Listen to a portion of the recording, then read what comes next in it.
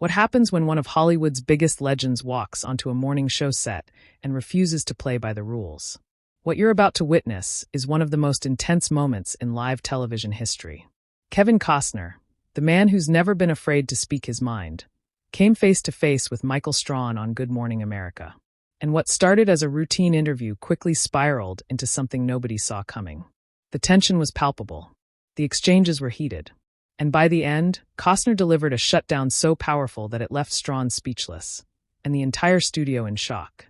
Before we get into this incredible story, make sure you hit that subscribe button and drop a comment below telling me what you think about celebrities who refuse to back down. Now let's dive into what happened. The Good Morning America studio was buzzing with its usual morning energy. Michael Strahan sat behind the desk, his signature smile plastered across his face as the cameras prepared to go live. Kevin Costner was the guest of honor, there to promote his latest project, a Western series that had been generating massive buzz in the entertainment industry. The producers were excited.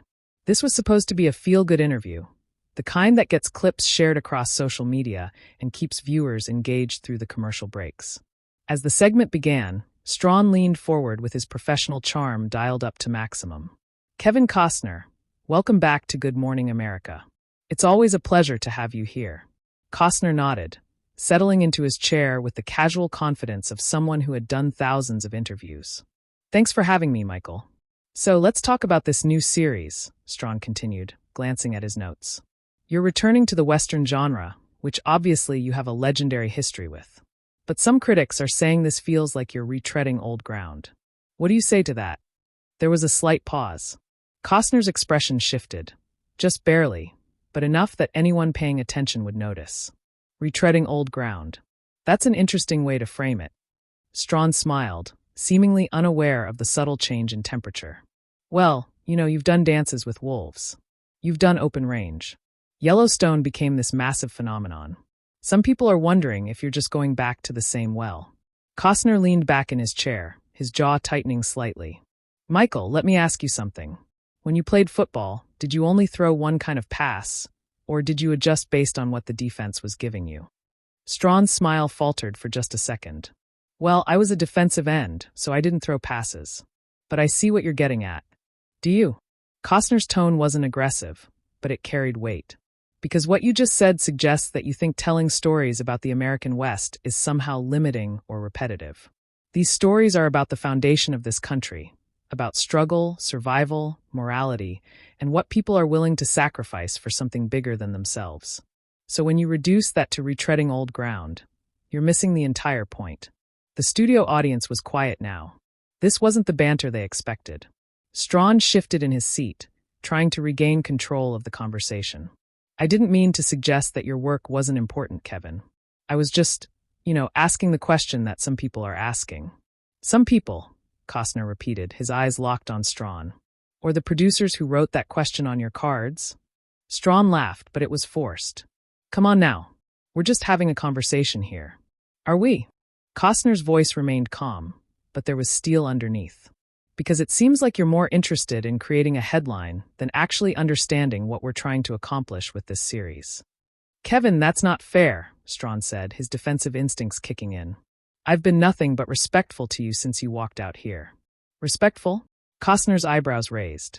"Respectful would be doing your homework before you sit down to interview someone.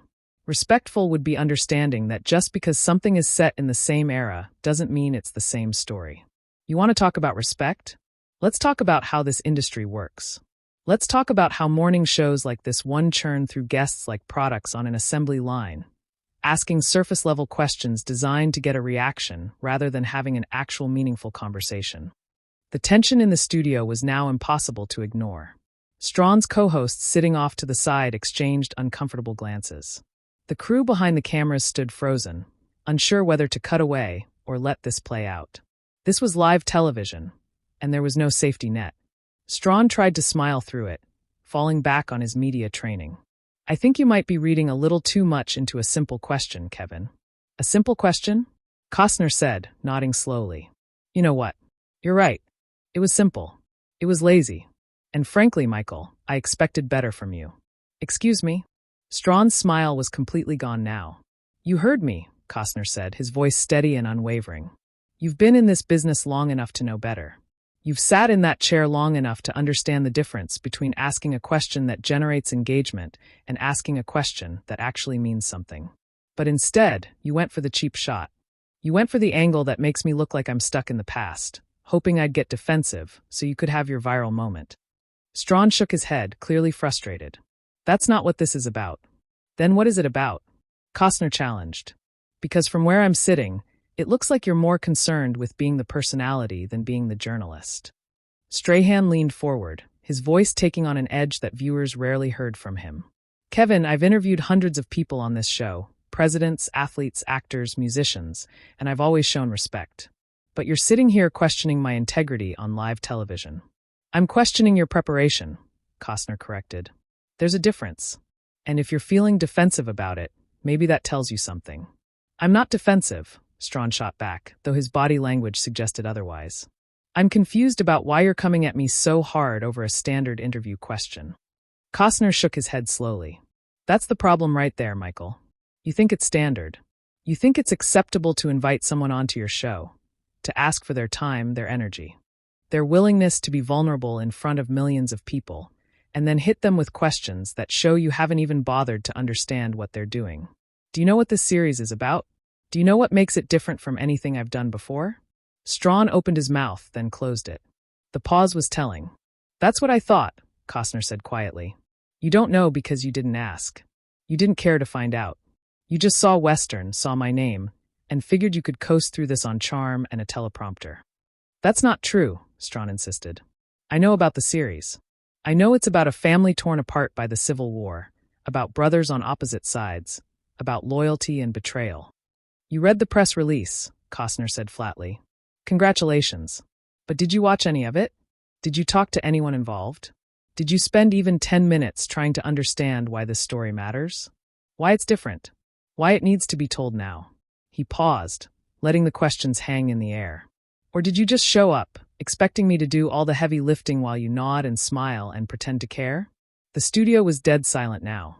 Even the technical crew had stopped moving. This wasn't just uncomfortable television anymore. This was a masterclass in confrontation, and everyone watching knew they were witnessing something extraordinary.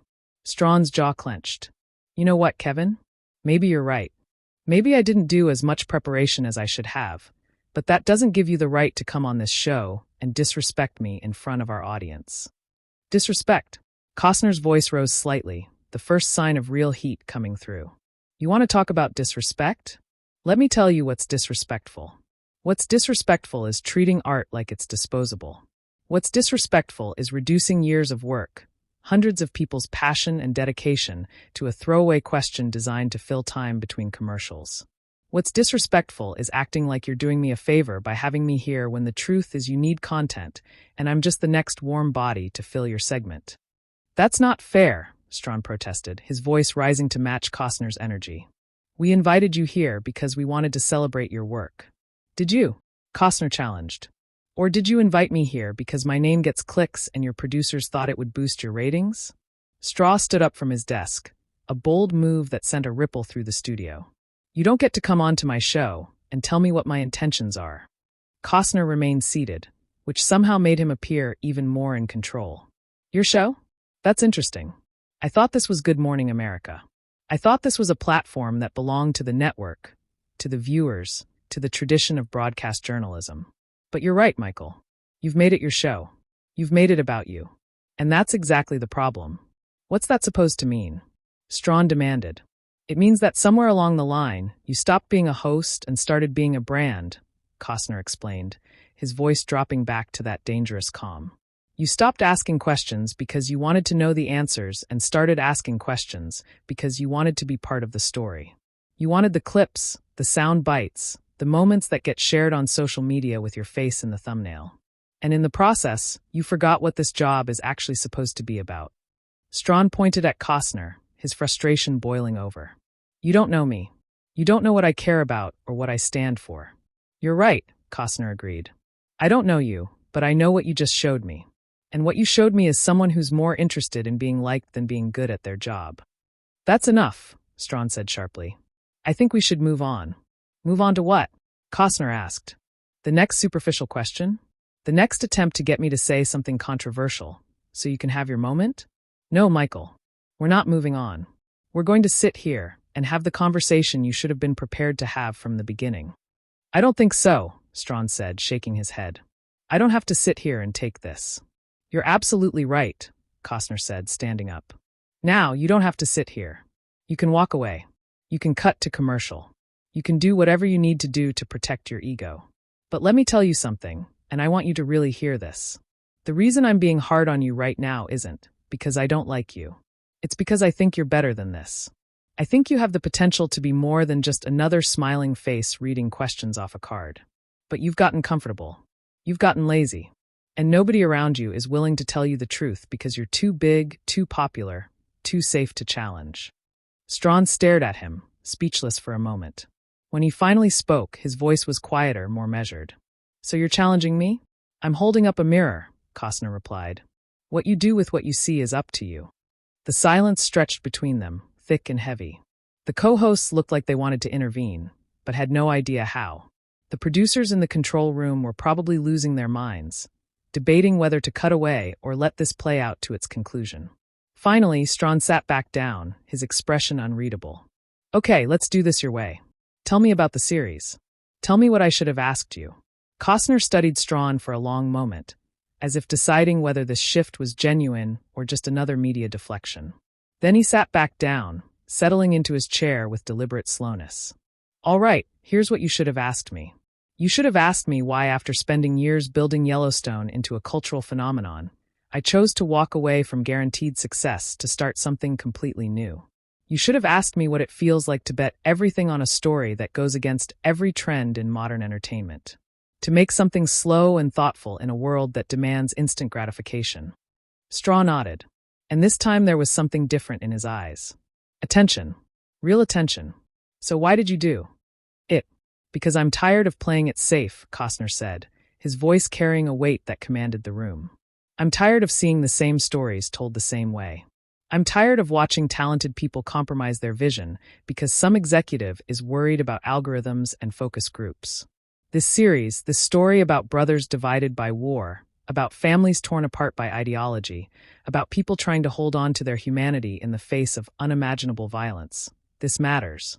It matters because we're living through our own division right now. We're watching families fracture over politics, watching communities split over beliefs, watching people forget that the person they're arguing with is still a human being. That's heavy, Strahan said quietly. It should be, Costner replied. Art should be heavy. It should make you think. It should make you uncomfortable. It should hold up a mirror to society and force us to look at ourselves honestly. But you can't get to that depth. You can't explore those themes if your interview starts with asking whether I'm just repeating myself. Do you see the difference now? Strahan was silent for a moment, then nodded slowly. I do, and you're right. I should have dug deeper. It's not too late, Costner said. We're still here. The cameras are still rolling, so ask me the real questions. Strahan took a breath, and when he spoke again, there was no trace of his earlier defensiveness. Okay, in this series, you have two brothers who end up fighting on opposite sides of the Civil War. One believes he's fighting for freedom. The other believes he's defending his home and his way of life. Neither one is entirely wrong. Neither one is entirely right. How do you navigate that moral complexity without falling into the trap of both sidism? Costner's expression shifted. This was the question he'd been waiting for. That's exactly the challenge. And the answer is you don't try to judge them. You don't try to tell the audience who to root for. You show their humanity. You show their doubt. You show the moments where they question everything they're fighting for. Because real people aren't heroes and villains. Real people are contradictions. They're capable of great love and great cruelty. Sometimes in the same breath. The youngest brother in our story, he continued, he joins the Union Army because he believes slavery is wrong. And he's right. But he's also naive. He thinks war is going to be noble and clean. And he learns very quickly that it's neither. His older brother stays with the Confederacy because it's his home. Because his friends are there. Because leaving would mean abandoning everything he's ever known. Does that make him wrong? Yes. Does it make him evil? That's more complicated. So you're asking the audience to empathize with someone fighting for the Confederacy, Strahan said. Not as an accusation, but as an observation. I'm asking the audience to understand that people are products of their time and their circumstances, Costner clarified. Understanding isn't the same as condoning. You can recognize why someone made the choices they made without agreeing with those choices. That's what empathy is. And we've lost a lot of that. We've lost the ability to hold two contradictory thoughts in our heads at the same time. We want everything to be simple, everyone to be clearly good or clearly bad. But life isn't like that. History isn't like that. Strahan leaned forward, fully engaged now. There's a scene in the trailer where the two brothers meet on the battlefield. They recognize each other, and they both just freeze. Can you talk about that moment? That scene is the heart of the entire series, Costner said. And there was passion in his voice now. The kind that comes from talking about something you truly care about. These brothers haven't seen each other in 2 years. They've both changed. They've both killed people. They've both watched friends die. And suddenly, in the middle of this chaos, they're face to face. And all the ideology, all the righteousness, all the certainty they've been clinging to, it just evaporates. Because in that moment, they're not Union and Confederate. They're not enemies. They're brothers. And they realize that this war, this thing they've both committed to, it's cost them something they can never get back. Do they fight? Straw asked. You'll have to watch to find out, Costner said with a sly smile. But I will tell you this, whatever happens in that scene, it's not what you expect, and it stays with you long after it's over. Strawn nodded appreciatively. This is the conversation we should have been having from the beginning. Yes, it is, Costner agreed. And it took us getting into a fight to get here. What does that tell you? Strawn considered this, then let out a long breath. It tells me that conflict, real, honest conflict, can lead to something better if both people are willing to move past their defenses. Exactly, Costner said. That's the lesson. That's what the series is about. That's what this whole conversation has been about. We could have stayed on the surface, traded pleasantries, and you would have gotten your safe, forgettable interview. But instead we challenged each other. We pushed back. We made each other uncomfortable. And now we're actually talking about something that matters. I appreciate you pushing me, Straw said, and there was sincerity in his voice. Even if it was rough. It had to be rough, Costner replied. Because you're not going to grow from people telling you you're great. You're going to grow from people telling you the truth. Even when it's hard to hear, especially when it's hard to hear. Strawn smiled, and this time it wasn't his television smile. It was something real. You know, when you walked out here today, I thought this was going to be just another interview. Easy, smooth, done in 10 minutes. And instead, you got your teeth kicked in, Costner said with a wry grin. Yeah, Strawn laughed, a genuine laugh. Yeah, I did. But I needed it. We all need it sometimes, Costner said. We all need someone to remind us that we can be better, that we should be better. That's what good art does. That's what good conversation does. It doesn't let you off the hook. It doesn't tell you what you want to hear. It tells you what you need to hear. Strawn extended his hand across the desk. Thank you, Kevin. Seriously, thank you for not letting me get away with being lazy. Costner shook his hand firmly. Thank you for being willing to actually engage once you got over yourself. The studio audience, which had been holding its collective breath for the past several minutes, burst into applause. It wasn't the polite, automatic applause of daytime television. It was real, energized, the kind of response that comes from witnessing something authentic. Strahan looked into the camera, his expression more focused than it had been at any point during the interview. Kevin Costner's new series premieres next week. And based on this conversation, I can tell you it's going to be something special. Not because it's easy or comfortable, but because it's willing to challenge us, and that's what we need more of. Costner nodded. That's all any of us can do. Tell the truth as we see it and hope it resonates with people who are looking for something real. As the cameras cut away and the segment ended, viewers across the country sat stunned. This wasn't what anyone expected when they tuned in for their morning coffee and news. This was something else entirely. This was a reminder that live television, when it's allowed to be truly live, when people are allowed to be truly honest, can still surprise us, can still matter. What you just witnessed was a masterclass in not backing down, in demanding better from the people around you, and in turning conflict into something meaningful. Kevin Costner didn't shut down Michael Strahan out of ego or anger. He shut him down because he saw potential being wasted, talent being squandered, and he refused to participate in the charade. If you enjoyed this story and want to see more content like this, make sure you hit that subscribe button and drop a comment below. Answering this question, do you think Costner was too harsh on Strahan, or did Strahan need to hear exactly what Costner told him? I want to know what you think.